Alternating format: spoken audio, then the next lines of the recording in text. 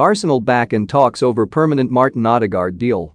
Exclusive: Arsenal are continuing talks with Real Madrid over a permanent deal for attacking midfielder Martin Odegaard, having remained in sporadic contact over the summer.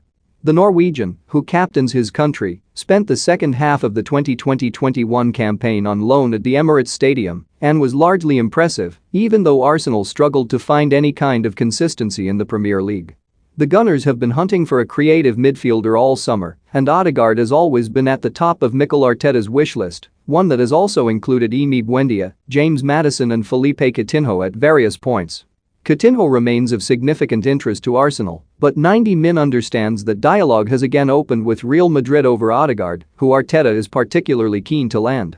Initially tipped to stay in Spain this season, it's unclear how prominently Odegaard will feature this season for Real Madrid under new boss Carlo Ancelotti, with sources close to the player doubting he'll be given much of an opportunity.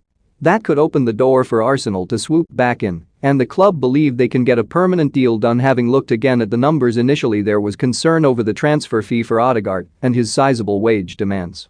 Arsenal gave the green light earlier this summer to spend up to £250 million on new signings, and it's now likely they will have a further £25 million added to the pot.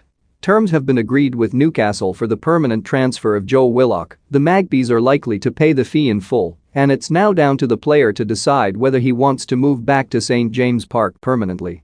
The money from that sale could be used as added ammunition to push for Odegaard, who ironically is in the same position as the aforementioned Willock. Both players feel they are good enough to play for their parent clubs but are unsure whether or not they will be given a chance to prove their worth.